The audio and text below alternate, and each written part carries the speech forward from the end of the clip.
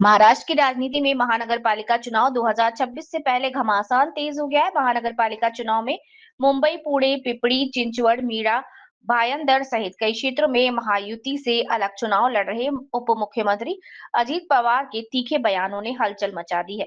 पुणे के पिंपरी चिंचवड़ में आयोजित press conference में अजीत पवार ने बीजेपी पर भ्रष्टाचार, हफ्ता वसूली और टेंडर घोटालों के बीच आरोप लगाए। अजीत पवार ने कहा कि पिंपरी चिंचवड़ महानगर पालिका में बीजेपी ने टेंडरों में रिंग बनाकर जमकर पैसा लूटा है और शहर में खुलेआम हफ्ताखोरी की जा रही है। उन्होंने दावा किया कि उनके पास इसके सबूत मौजूद हैं। बिना नाम लिए बीजेपी विधायक पर निशाना साधते हुए उन्होंने सवाल उठाया कि कुछ लोगों की संपत्तियां अचानक कैसे बढ़ गई और पैसा कहां से आया। अजीत पवार ने ये भी कहा कि मुझ पर भी कभी 70,000 करोड़ रुपए के आरोप लगे थे, लेकिन जिन लोगों ने आरोप लगाए थे वही आज मेरे साथ सत्ता में बैठे हैं। अजीत पवार के आरोपों पर बीजेपी प्रदेश अध्यक्ष रविंद्र चौहान ने कड़ा जवाब दिया। उन्होंने कहा कि अगर हम बोलने लगेंगे तो अजीत दादा मुश्किल में पड़ जाएंगे। उन्हें पहले अपने गिरेबान में झांक कर देखना चाहिए। आरोप प्रत्यारोप की मर्यादा क्या होती है, ये उन्हें तय करना चाहिए। महाराष्ट्र सरकार में भले ही महायुति के तहत अजीत पवार, बीजेपी और एकनाथ शिंदे साथ मिलकर सरकार चला रहे हो, लेकिन जमीनी स्तर पर तस्वीर अलग दिखाई दे रही है। खासकर महानगर पालिका चुनाव को लेकर सहयोगी दलों के बीच टकराव खुलकर सामने आने लगा है। महाराष्ट्र से वंदे भारत के लिए ब्यूरो चीफ विवेक भिड़े की रिपोर्ट। महाराष्ट्र में महायुति की देवेंद्र फडणवीस सरकार में डिप्टी सीएम का किरदार निभाने वाले अजित पवार महानगर पालिका में विशेषतः पिंपरी चिंचवड़ और पुणे में अपने चाचा शरद पवार के साथ गठबंधन बनाकर चुनाव लड़ रहे हैं। अपने चाचा शरद पवार के साथ मंच शेयर करने के बाद अजित पवार भाजपा पर तीखा वार कर रहे हैं। कयास ये भी लगाया जा रहा है कि डिप्टी सीएम अजित पवार देवेंद्र फडणवीस की इस महायुति सरकार से बाहर निकल रहे हैं। महाराष्ट्र से वंदे भारत, विवेक भिड़े। एखाद्या प्रभागामधील नगरसेवक निवडून देण्यासाठी नाहीये, ही निवडणूक पुढच्या पिढीचं भविष्य ठरवणारी अशी निवडणूक आहे। त्यामुळे चुकीच्या विचारधारांच्या हाती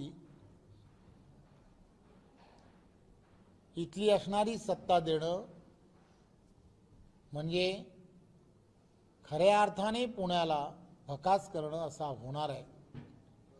त्यामुळे एक विचाराच्या असणाऱ्या एनडीएचं केंद्रातलं सरकार आणि महाराष्ट्रातलं देवेंद्रजींच्या नेतृत्वातलं महायुतीचं सरकार, या एक विचाराच्या सरकाराला जर आपण प्राधान्य दिलं, आपण देणारच आहात, तर त्याचा फायदा अनेक धोरणं जी तुम्हाला आम्हाला सर्वांना राबवायची असतात ती सहजपणे राबवता येतात। जसं की नव्याने झालेलं एअरपोर्ट, या सगळ्या गोष्टी केंद्र आणि राज्य मध्ये एक विचाराचं सरकार असल्यामुळे झाले आहेत।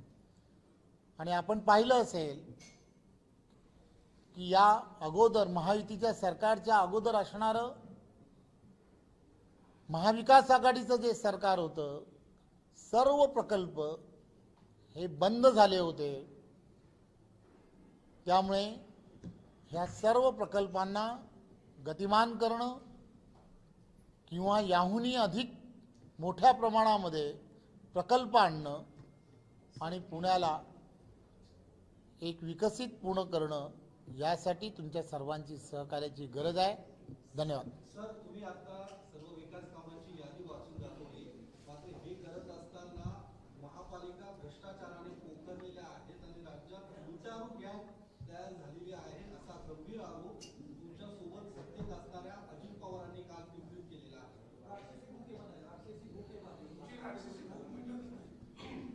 अजित पवारांचं हे वक्तव्य जे आहे हे वक्तव्य निवडणुकीच्या पार्श्वभूमीवरती असणारं हे वक्तव्य आहे असं मला वाटतं। अजित पवारांनी खुद के गिरेबान में झाँक के देखना चाहिए जसं हिंदीमध्ये म्हणतात ते पाहिलं पाहिजे। ते कोणत्या पक्षाबद्दल म्हणतायत? नरेंद्र मोदीजींच्या नेतृत्वातल्या असणाऱ्या पक्षाबद्दल म्हणतायत, देवेंद्रजी यांच्या नेतृत्वामधल्या असणाऱ्या पक्षाबद्दल म्हणतायत। खरं तर आरोप प्रत्यारोप कसे करावेत हे त्यांनी ठरवलं पाहिजे। आम्ही कधी आरोप करायला गेलो तर त्यांना फार अडचणी निर्माण होतील याची त्यांनी काळजी घेतली पाहिजे असं मला वाटतं।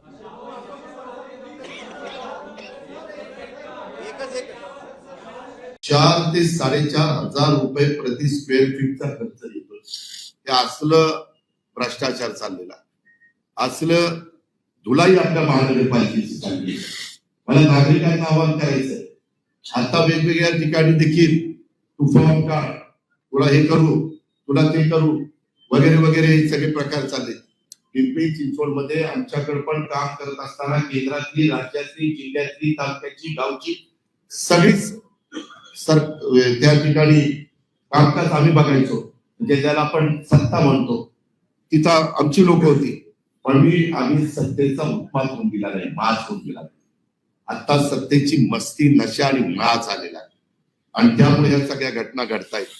हे माझ्या पिंपरी चिंचवड नागरिकांनी ध्यानामध्ये घेतलं पाहिजे। स्मार्ट सिटीच्या बद्दल देखील या प्रकल्पात भ्रष्टाचार झाल्यामुळे हा प्रकल्प अपयशी ठरलेला आहे। त्याच्यामध्ये तुम्हाला सांगतो, आपल्या शहरात डब टाकण्यात आले।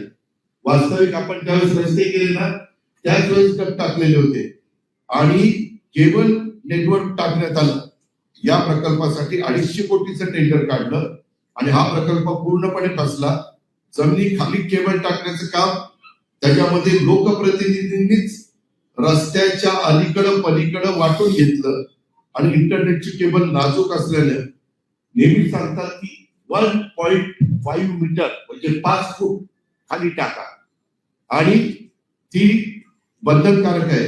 मात्र खोदकामाचं पैसे वाचवण्यासाठी प्रत्यक्ष खोदाई केवळ गुडघ्यापर्यंतच लेवलपर्यंत खोदून डग टाकण्यात आला। त्यामुळं नेटवर्क सुरू होण्यापूर्वीच डॅमेज झालं। अब्जावधी रुपये खर्च करून तयार केलेला प्रकल्प 7-8 वर्षात बंद झाला। हे आपणच पत्रकार म्हणून माहिती घ्या। 600 किलोमीटर केबल नेटवर्क पैकी फक्त 200 किलोमीटरचं केबल नेटवर्क हे आज डॅमेज झाल्यामुळं प्रकल्प पूर्णपणे फसलेला आहे। अंदाजपत्रकात डगच्या बोगस किंमत दाखवलेली आहे। ठेकेदारांनी डगच्या उत्पादनात प्राप्त झालेले डग कॉईनची चलन बिलं ही सादर केल्यावर बिला अदायगी करण्यात आलेली आहे। खरं तर समोर आल्यास इस्टिमेट तयार करताना केलेली बनवेगिरी उघड होऊ नये म्हणून डगच्या उत्पादकाकडूनच प्राप्त झालेल्या डग कॉईनच्या प्रत्येक चलनांवरील बिलावर डगदाराला व्हाईटनर लावून सादर करण्यात आलेले तेच व्हाईटनरचे पुरावे मी आता ह्याच्यामध्ये तुम्हाला दाखवले। व्हाईटनर लावलाय त्याच्यामध्ये, जरा जागेची की ही साधारण परिस्थिती आहे। तुम्हाला कोणाला बघायचे असेल तर आपण बघू शकता। त्याचबरोबर आपल्या ई क्लासरूम पत्रकार मित्रांनो जरूर स्मार्ट क्लासरूम असले पाहिजे। या प्रकल्पात सुद्धा मोठ्या प्रमाणात भ्रष्टाचार झाला। मी जे पहिली दोन्ही भाषण केली भ्रष्टाचार ही पोखरली महानगरपालिका कर्जबाजारी केली, हे चित्र आपल्याला बदलायचं आहे। म्हणून आम्ही आज दोन्ही राष्ट्रवादीनं युती केली आणि आज लोकांच्या समोर आम्ही जातोय। त्याच्यामध्ये या प्रकल्पांतर्गत महानगरपालिकेच्या प्रत्येक शाळेत ई क्लासरूम योजनेमुळे प्रत्येक वर्गखोली 3 लाख रुपये प्रति टीव्ही, नीट आहे का? त्याच्यामध्ये व्हीयू कंपनीचा 65 इंची टीव्ही बसवण्यासाठी टेंडर मंजूर झालं। 1000 पेक्षा जास्त वर्गखोल्यांमध्ये टीव्ही बसवण्यात आले।